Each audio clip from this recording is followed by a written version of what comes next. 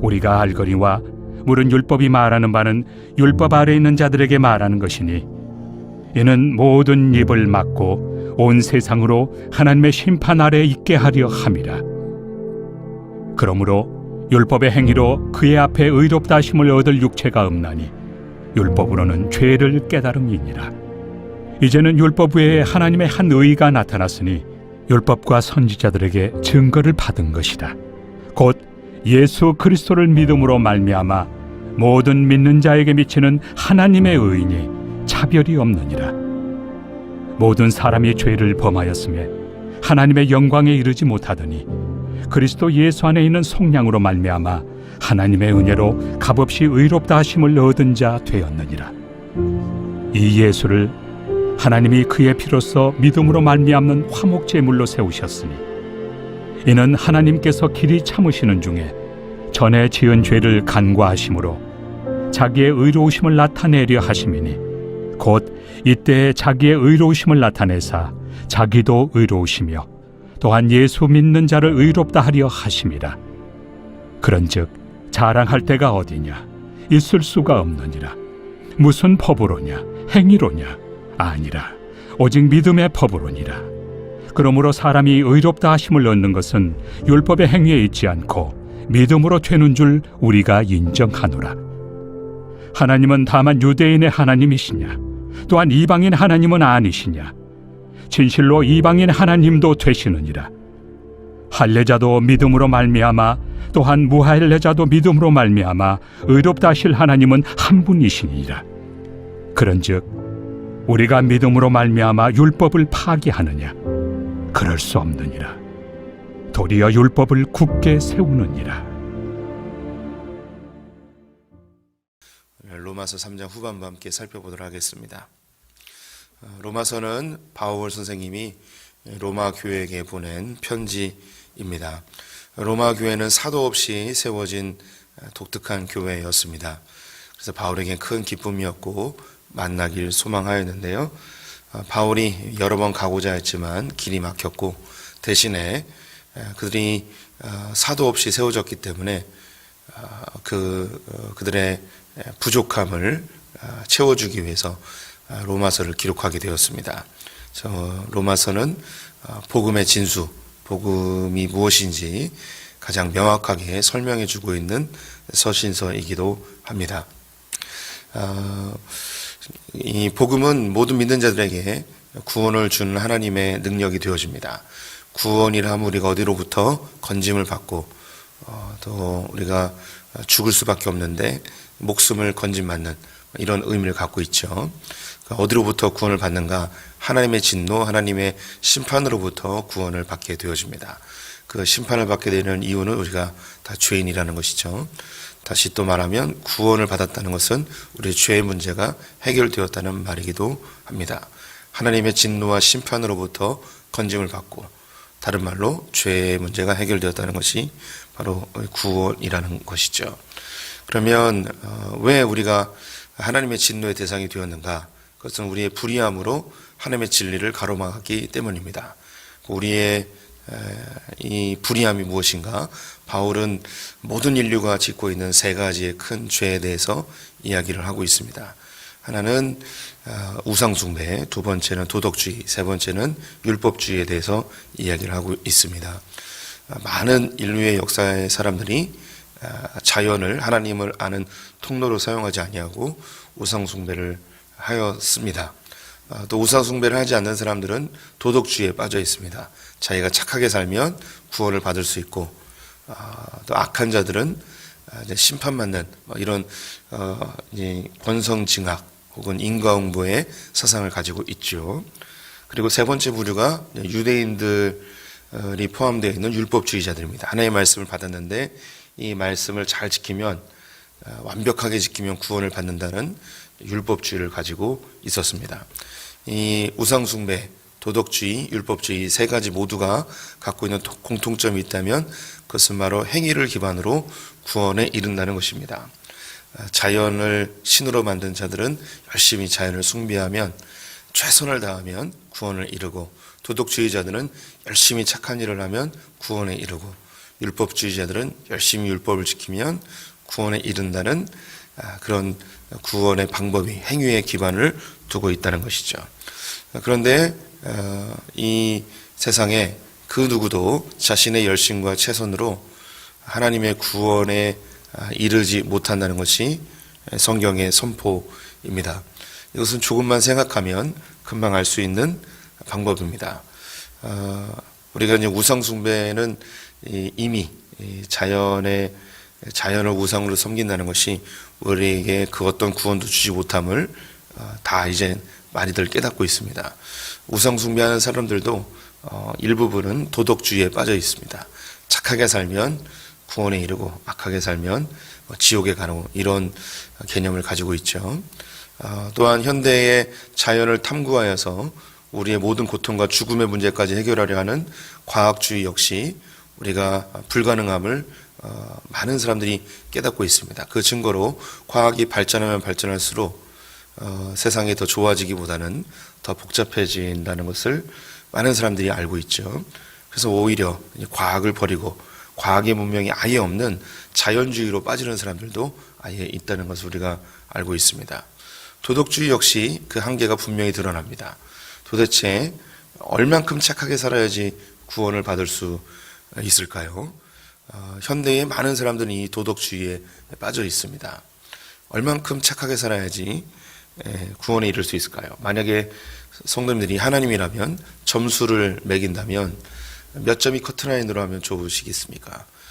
나의 삶을 점수로 환산한다면 몇 점 정도 맞아야지 구원을 받을 수 있을까요? 요즘 그 부동산 중개 시험을 보면 60점 맞아야 된다는데 60점으로 치워봅시다. 우리 성도님들 60점 맞을 그런 자신감이 있으십니까? 근데 심판대 앞에 갔는데 59.5점이면 얼마나 아까울까요? 아니 59.9점 하면은 얼마나 아까울까요? 만약에 하나님한테 하나님 시간을 조금만 더 주십시오. 제가 0.1%더 채워가지고 돌아오겠습니다. 이런 우스꽝스러운 상황이 벌어질 수도 있을지 모르겠습니다. 그리고 지옥 가면 지옥에도 점수별로 한다면 59점부터 50점까지는 좀 덜 고통스러운데 이제 50점부터 49점까지는 또 덜 고통스러운데 이렇게 또 계급이 나눠져 있다고 우리는 충분히 상상할 수도 있을 것 같습니다. 이게 우리의 행위를 점수로 따진다. 이게 참 쉽지가 않습니다. 누구 도와주면 1점, 많이 도와주면 10점, 이렇게 계산할 수 있는 것도 아닌 것 같죠. 또 우리는 겉으로 행위로는 착한 일을 한다고 하면서도 속으로는 전혀 그 동기가 착하지 않은 경우들도 훨씬 많이 있습니다. 악한 동기로 사람을 도와주는 경우들도 있죠. 반대의 경우도 있습니다. 다른 사람을 전혀 도와주지 않고 마치 방치하는 것 같고 오히려 그 사람을 괴롭히는 것 같은데 그 내면 속에 그 사람을 사랑하고 그 사람을 위하는 아주 선한 동기로 아무것도 하지 않는 경우, 때로는 매몰차게 대하는 경우가 있을 수 있습니다. 우리가 선하다, 악하다 이것도 겉으로 드러나는 행위로 구분하기는 매우 어렵습니다. 그래서 도덕주의는 결코 사람을 구원할 수 없음을 우리는 인정할 수밖에 없습니다. 율법주의 역시 마찬가지입니다. 로마서에서는 율법에 대한 이야기를 더 많이 하게 되는데요. 바울이 뒤에 언급을 하게 되죠. 모든 율법 중에 한 가지라도 죄를 지으면 율법을 완성한 것이 아니기 때문에 구원에 이르지 못하는 율법이 갖고 있는 그 연약함을 이야기하고 있습니다. 그래서 도덕주의, 우상숭배, 율법주의 이 모든 것들이 행위를 기반으로 하고 있는데 그 어떤 것도 우리에게 확실한 구원을 줄 수가 없습니다. 그래서 여기에 나타나는 공통점이 결과적인 공통점이라면 불안함입니다. 내가 구원 받을 수 있는가 없는가에 대한 불안함이 늘 우리 안에 깃들고 있죠.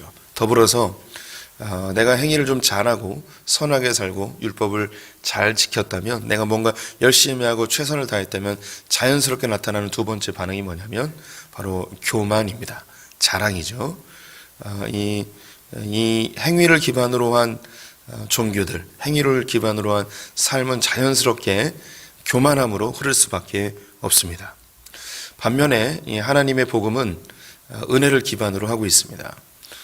우리의 선함이나 우리의 공로나 우리의 열심으로는 결코 우리를 구원에 이르게 할 수 없음을 선언하고 있죠.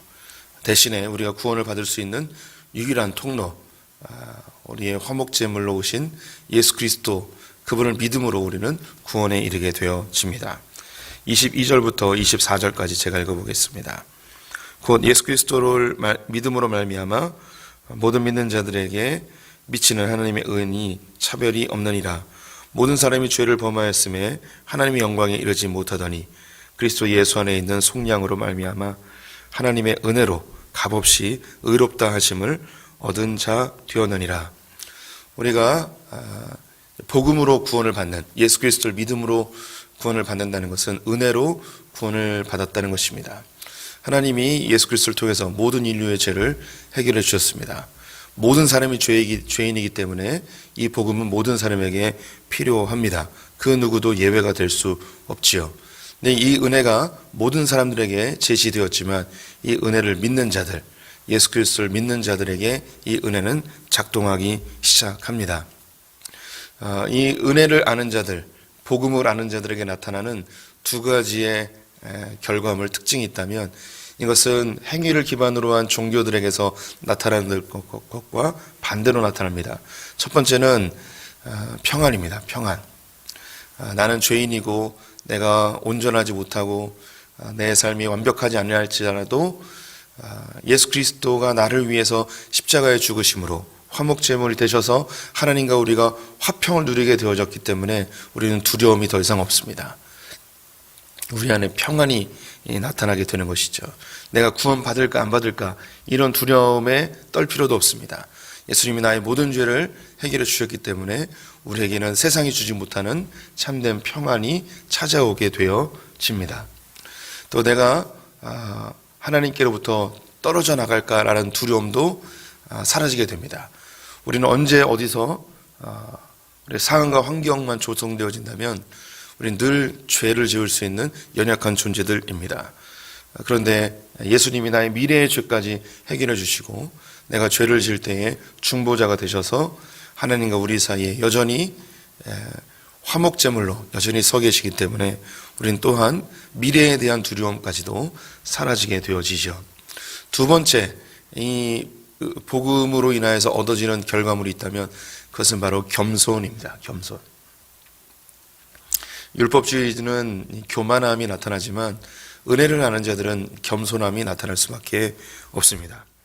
그래서 26절 27절 제가 읽어보겠습니다. 곧 이때에 하는 자기의 의로우심을 나타내사 자기도 의로우시며 또한 예수 믿는 자를 의롭다 하려 하심이라.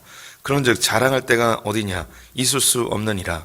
무슨 법으로냐? 행위로냐? 아니라 오직 믿음의 법으로니라. 은혜의 복음을 경험한 자들은 겸손해야 합니다. 아니, 겸손해질 수밖에 없습니다. 은혜를 아는 자들, 이 복음을 정면으로 맞닥뜨리는 사람들은 겸손해질 수밖에 없습니다. 우리가 때로는 우리 죄성 때문에 나타나는 그런 본질적인 교만함이 있긴 하지만 하나님의 은혜 앞에 서게 되어지면 우리는 자격 없음을 고백할 수밖에 없고 나의 그 어떤 것도 자랑할 수 없음을 고백할 수밖에 없습니다. 인정할 수밖에 없죠. 이 자랑하지 아니함, 겸손함은 자연스럽게 우리의 삶으로 나타나게 되어집니다. 첫 번째는 하나님 앞에서의 반응입니다. 하나님 앞에서 관계가 회복되어지는 것이죠. 이전에는 내가 행위로 또 선함으로 율법을 지킴으로 종교적 행위로 하나님을 조종하고 하나님을 이용하려 했던 이 삶이 관계가 바뀌어집니다. 하나님이 내게 은혜를 주셨기 때문에 이 은혜에 대해서 반응하기 시작합니다. 하나님이 기뻐하시는 것을 행하기를 원하고 하나님의 선하시고 온전하신 뜻이 무엇인지 분별하여서 주님을 닮아가고자 하는 그런 반응들이 나타나게 되어지죠. 그것이 31절에 나와 있습니다. 그런즉 우리가 믿음으로 말미암아 율법을 파기하느냐? 그럴 수 없느니라.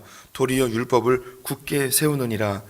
이전에는 종교적 열심, 그리고 율법을 잘 지키는 것을 통해서 하나님을 조종하고 이용하여서 나의 문제 해결, 소원 성취를 위해서 그렇게 종교적 행위에 열심을 냈습니다. 하지만 이제 은혜를 받았기 때문에 내 죄의 문제가 해결되어진 그 은혜를 경험했기 때문에 마음대로 죄를 짓는 것이 아니고 나를 구원하신 그 주님이 기뻐하시는 삶을 살기 위해 애쓰죠. 그래서 이 율법이 더 견고해지고 나의 삶을 하나님 앞에 바르게 설 수 있게 하는 동기가 되어집니다. 누가복음에 보면 세리장 삭개오가 등장을 합니다. 그는 여리고의 세리장이었죠. 그는 키가 작았습니다. 그가 돈에 관심을 갖게 된 것은 그의 컴플렉스, 어린 시절의 상처, 이런 것이라 할 수 있겠습니다. 그런 죽기 살기로 돈을 벌었던 사람이죠. 사람들에게 손가락질을 당하고 율법에 의하면 그는 지옥 저 제일 밑으로 던져줘야 될 사람이었습니다. 그가 예수가 온다는 소식을 듣고 궁금하여 보고 싶었지만 예수께 가까이 가지 못하죠.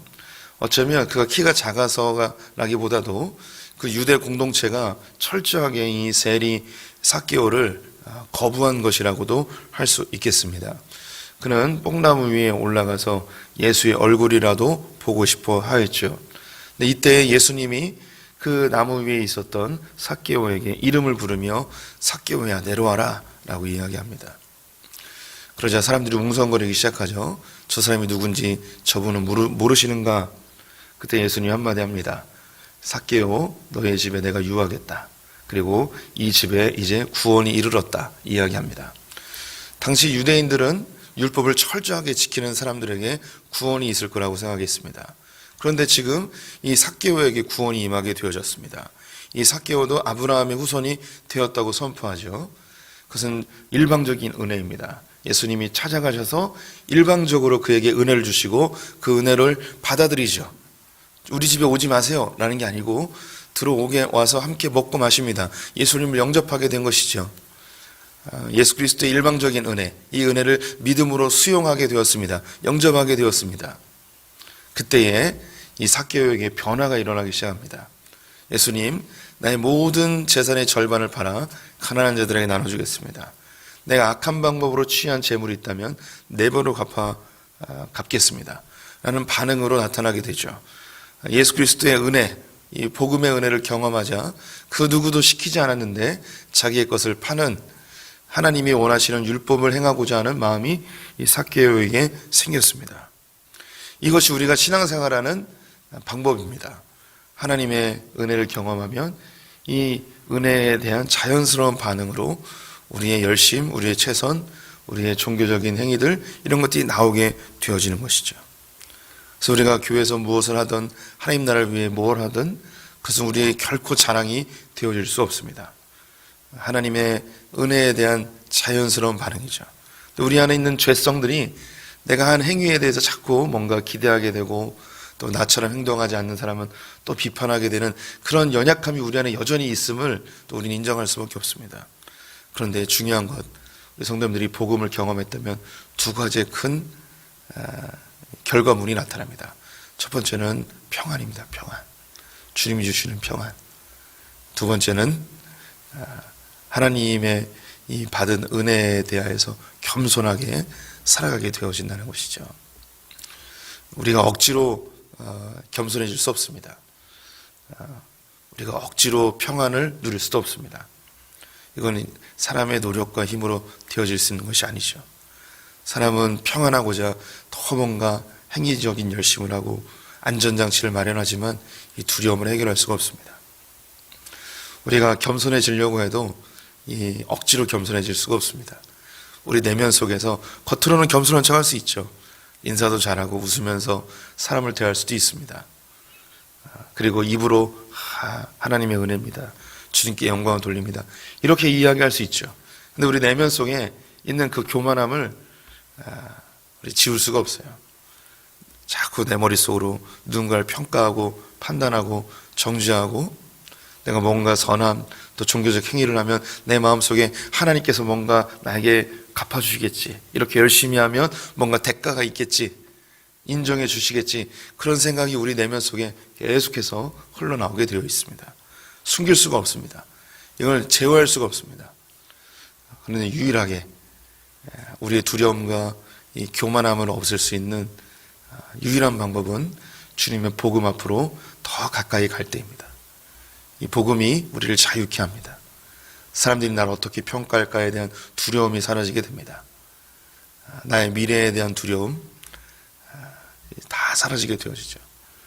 하나님께로부터 오는 그 평강이, 복음으로부터 오는 평강이 나를 사로잡을 때 우리는 모든 이 세상의 정죄와 판단과 사람들의 잣대로부터 자유로워지는 은혜를 얻게 되어집니다. 그렇게 되었을 때 나의 연약함에 대해서, 나의 부족함에 대해서 두려워하지 아니하고 겸손히 있는 모습 그대로 하나님 앞에 서게 되어지고 사람 앞에 설 수 있게 되어집니다. 이 복음이 갖고 있는 능력입니다. 우리 새벽을 깨우신 성도님들에게 이 복음의 능력이 실제가 되기를 간절히 축원드립니다.